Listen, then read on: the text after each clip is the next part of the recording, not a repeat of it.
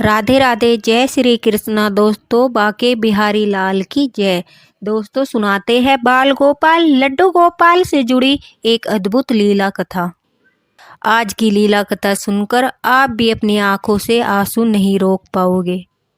दोस्तों, जब बाल गोपाल लड्डू गोपाल ठाकुर जी अपने भक्त को परेशान देखते हैं या फिर उनकी भक्ति का कोई, उनकी आस्था का कोई मजाक बनाता है तो वह कुछ ऐसा कर जाते हैं जिसकी लोग कल्पना भी नहीं कर सकते।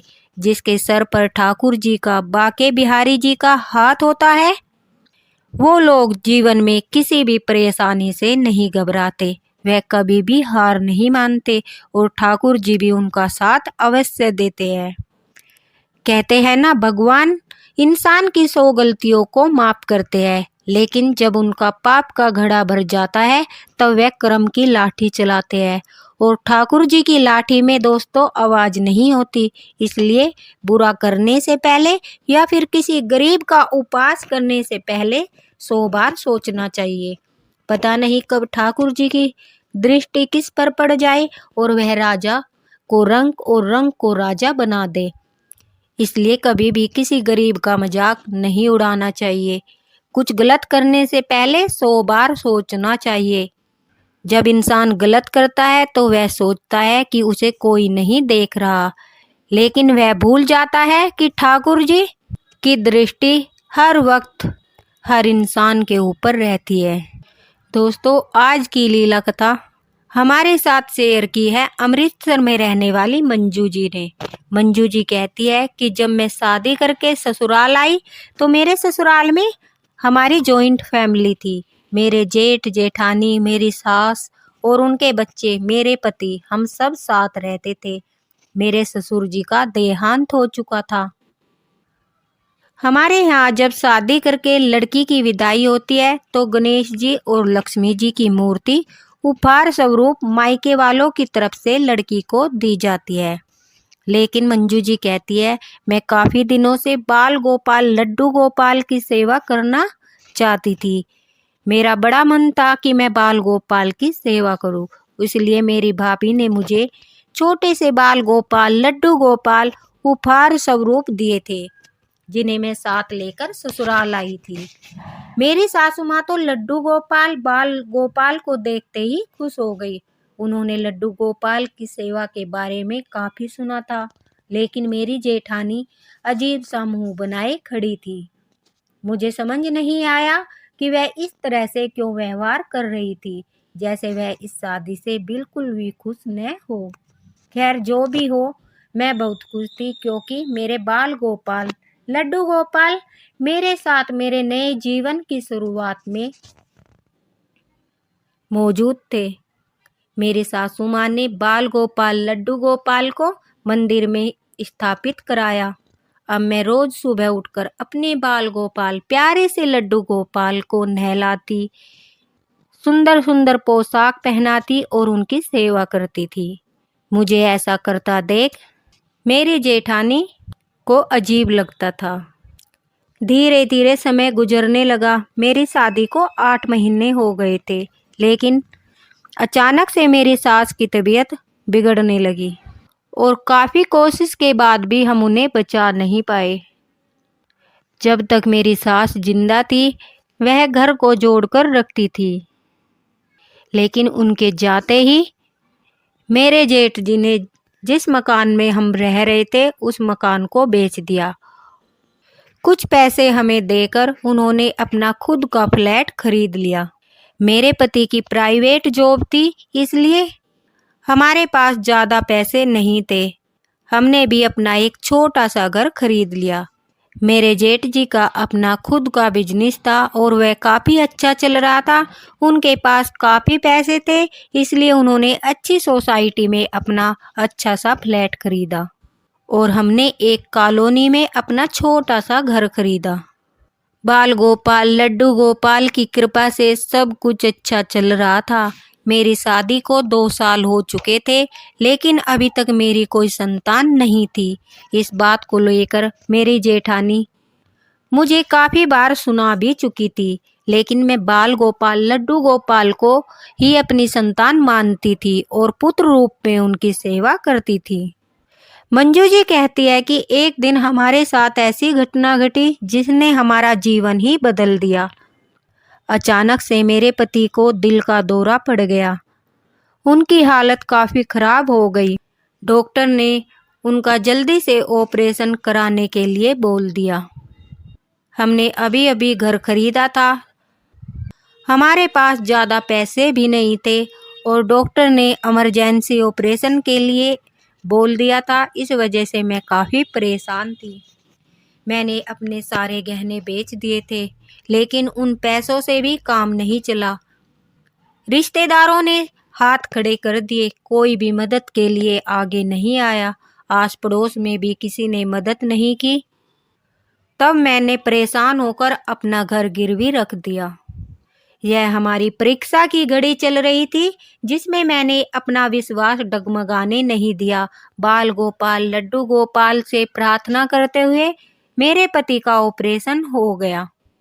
अब ऑपरेशन तो हो चुका था, लेकिन उसके बाद भी दवाइयों का खर्च, हॉस्पिटल का चार्ज बाकी था। मेरे पास पैसे नहीं बचे थे, इसलिए मैं अपने जेठ जेठानी जी के पास मदद के लिए जाती हूँ। मंजू जी कहती है, मैं उनकी सोसाइटी के बाहर जाकर जब उनसे मिलने के लिए गार्ड भैया से कहती हूँ तो वह वहीं पर मुझे रोक लेते हैं।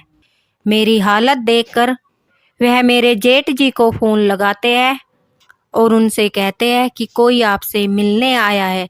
तभी मेरे जेठ जी गार्ड भैया को बोलते हैं, उन्हें यहाँ पर मत आने देना, हम लोग वहीं आ रहे हैं।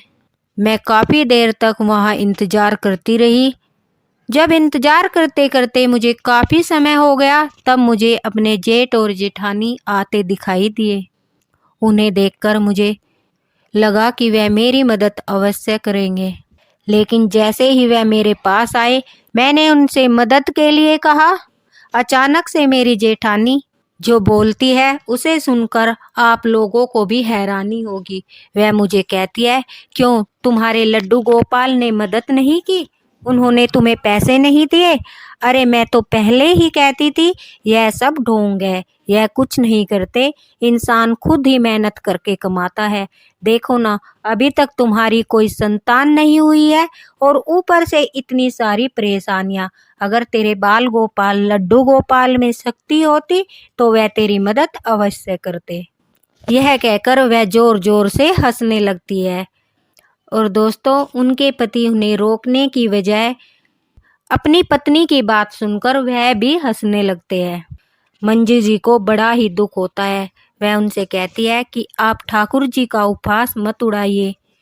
इस बात पर वह नाराज होकर मदद करने से इनकार कर देते हैं और गाड़ी में बैठकर चले जाते हैं। मंजू जी कहती है कि मैं असहाय अवस्था में आंखों में आंसू लिए उनकी गाड़ी की तरफ देख रही थी। उस समय मैं ऐसा महसूस कर रही थी जैसे मैं इस दुनिया में बिल्कुल अकेली हूँ। मेरी आंखों में आंसू देखकर गार्ड भैया मुझे कुर्सी पर बैठाते हैं और कहते हैं, दीदी मेरे पास कुछ पैसे हैं, आप यह रख लीजिए, जब आपका मन करे तो मुझे लौटा देना। मैं उन्हें काफ़ी दुआएं देकर वहाँ से हॉस्पिटल आती हूँ। हॉस्पिटल में मेरे पति मेरा इंतज़ार कर रहे थे। मैं उन्हें परेशान नहीं करना चाहती थी, इसलिए मैं उन्हें कुछ नहीं बताती, लेकिन उन्हें मालूम था कि मैं कहाँ गई थी। उन्हें लगा कि उनका भाई ऐसे समय पर उनकी मदद अवश्य करेगा। लेकिन दोस्तों, कहते हैं ना कि हमें दुख में ही पता चलता है कि कौन हमारा साथ देता है और कौन हमारा साथ नहीं देता। दुख में ही यह परख की जाती है कौन अपना है और कौन पराया है।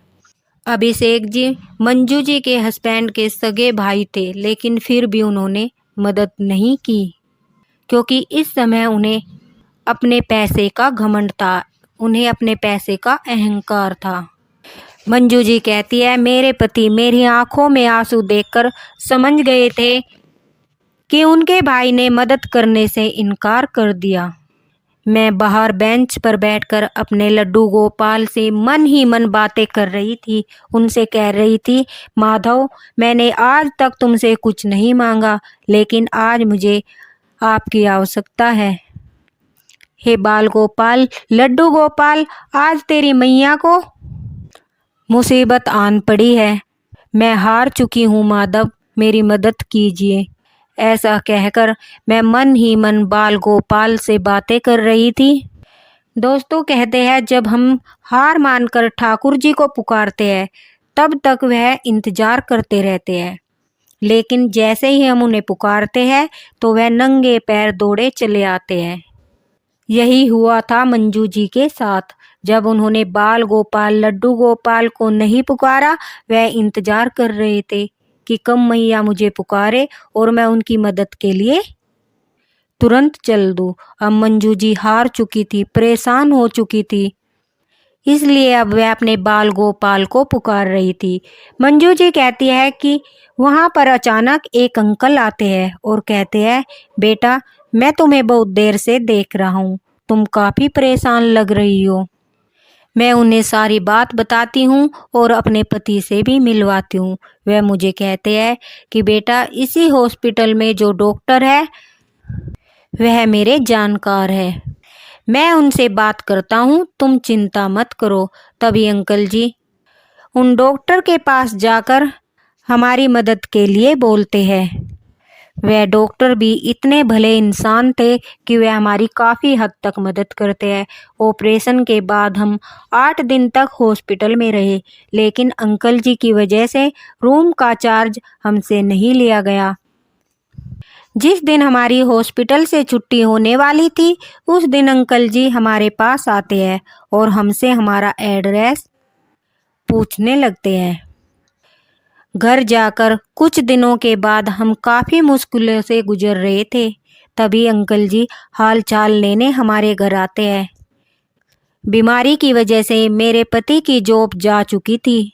तब अंकल जी हमसे कहते हैं कि मेरे दोस्त की कपड़े की दुकान है और उन्हें कोई ऐसा ईमानदार व्यक्ति चाहिए जो उनका हिसाब किताब रख सके। क्या तुम यह जॉब करोगे? हम काफ़ी खुश थे, क्योंकि मेरे पति को ऐसा काम मिल रहा था जिसमें ज़्यादा भाग दौड़ नहीं करनी थी। शरीर से वह अभी इतने स्वस्थ भी नहीं हुए थे, इसलिए वह तुरंत ही हाँ कर देते हैं। मैं लड्डू गोपाल का धन्यवाद कर रही थी कि उनकी वजह से सब अच्छा हो रहा है। पहले मेरे पति का ऑपरेशन अच्छे से हो गया, फिर हमें डॉक्टर साहब ने मदद की, उसके बाद अब अंकल जी की मदद से हमें जॉब भी मिल गई। 1 साल तक मेरे पति जॉब करते हैं। मेरे पति को कपड़े के बिजनेस की काफ़ी जानकारी हो चुकी थी, तो उन्होंने खुद की कपड़े की शॉप खोलने का सोचा। मुझे डर भी लग रहा था, लेकिन बाल गोपाल लड्डू गोपाल का नाम लेकर हमने अपना छोटा सा काम शुरू किया। अब मैं और मेरे पति अपने माधव, अपने लड्डू गोपाल के साथ सुबह ही शॉप पर चले जाते थे और शाम को वापस आते थे। मंजू जी कहती है, देखते ही देखते लड्डू गोपाल की कृपा से हमारी दिन दुगनी तरक्की होने लगी, हमारी शॉप चलने लगी, हमारा बिजनेस बढ़ने लगा। पहले हमने अपना घर जो हमने गिरवी रखा था उसे छुड़ाया, उसके बाद हमने अपनी शॉप पर थोड़ा और सामान डाला। एक दिन वह गार्ड भैया जिन्होंने हमारी मुसीबत के समय में मदद की थी, वह हमारी दुकान पर कपड़े लेने आते हैं। मैं उन्हें देखते ही पहचान जाती हूँ। उन्होंने बताया कि उन्होंने अब गार्ड की नौकरी छोड़ दी है। बाल गोपाल की कृपा से मैं भी प्रेग्नेंट थी और हमें किसी ऐसे व्यक्ति की तलाश थी जो हमारी शॉप पर मदद कर सके। तो मैं गार्ड भैया को अपनी दुकान पर नौकरी के लिए बोलती हूँ। वह इतना खुश हो जाते हैं और कहते हैं कि दीदी, शायद यह ठाकुर जी की ही मर्जी है कि उन्होंने आपसे मुझे मिलवाया था। हर काम के पीछे उनका कोई न कोई मकसद छिपा होता है। ठाकुर जी की कृपा से, बाल गोपाल की कृपा से हमारे दिन बदल रहे थे। हमारे घर में एक बेटे का जन्म हुआ। उसकी खुशी में हम मंदिर दर्शन करने के लिए गए थे। हमने अपनी एक खुद की छोटी सी गाड़ी भी खरीद ली थी। दर्शन करने के बाद वहां मंदिर के बाहर बैठे लोगों को जब हम मिठाइयाँ बांट रहे थे तो गार्ड भैया भी हमारे साथ थे, लेकिन वह गाड़ी के पास खड़े थे क्योंकि गाड़ी में बाल गोपाल लड्डू गोपाल थे और मेरा बेटा भी सो रहा था। तभी मेरे जेठ और जेठानी की नज़र गार्ड वाले भैया पर पड़ती है क्योंकि वह भी उस दिन मंदिर आए थे। वह पास आकर गार्ड भैया से पूछते हैं। गार्ड भैया का नाम नरेश था। वह कहते हैं, अरे नरेश, तुम यहाँ, तुमने नौकरी छोड़ दी? तभी भैया कहते हैं, हाँ, मुझे बहुत अच्छे लोग मिले हैं, मैं उनके यहाँ नौकरी करता हूँ। वह कहते हैं कि जिन लोगों की तुम इतनी तारीफ कर रहे हो, जरा हमें भी तो मिलाओ उनसे। तभी गार्ड भैया हमारी तरफ इशारा करते हैं तो वह हमें मिठाई बांटते देखकर हैरान हो जाते हैं। उन्हें अपनी आंखों पर विश्वास नहीं होता। वह कहते हैं कि इन लोगों के पास इतना पैसा कहाँ से आया? कल तक तो यह पैसों की भीख मांग रहे थे और अचानक से आज यह मिठाइयाँ बांटने लगे।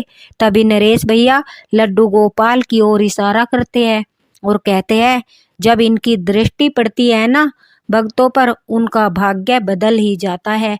उपवास करने वालों को अपना जवाब खुद मिल चुका था। ठाकुर जी उन्हें खुद यह दिखा चुके थे कि जिन लोगों का तुमने उपहास उड़ाया, आज वह इस काबिल हो गए हैं कि वह अपने पैरों पर खड़े हैं। मेरी जेठानी दौड़कर मेरे पास आती है और कहती है, अरे तुम्हें बेटा भी हो गया और तुमने बताया भी नहीं, और तुमने नई गाड़ी भी ले ली। मेरे जेठ जी मेरे पति से कहते हैं कि मुझे बिजनेस में काफ़ी नुकसान हो गया, हमारे ऊपर कर्ज भी हो गया, आर्थिक स्थिति कुछ ठीक नहीं है, हमें कुछ पैसों की ज़रूरत है। तभी मुझे वह दिन याद आता है जब मैं उनकी सोसाइटी के बाहर पैसों की भीख मांग रही थी, आंखों में आंसू लिए खड़ी थी, उम्मीद भरी नज़रों से उन्हें देख रही थी, लेकिन वह लोग मुझे असहाय अवस्था में छोड़कर गाड़ी में बैठकर चले गए थे। लेकिन ठाकुर जी की सेवा करने वालों के मन में न तो अहंकार होता है और न ही किसी चीज को लेकर घमंड होता है। उन्हें शायद उनके कर्मों की सजा ठाकुर जी दे चुके थे। मैंने उन्हें माफ कर दिया था। मेरे पति ने उनकी जितनी हो सकी मदद भी की।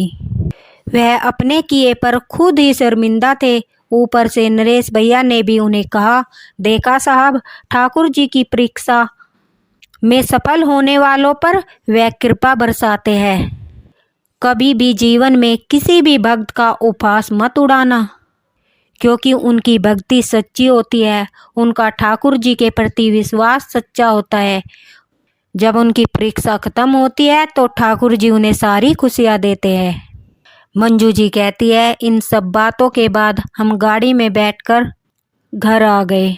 मैं अपने बाल गोपाल लड्डू गोपाल का कोटि कोटि धन्यवाद कर रही थी कि उन्होंने हमारा जीवन ही बदल दिया।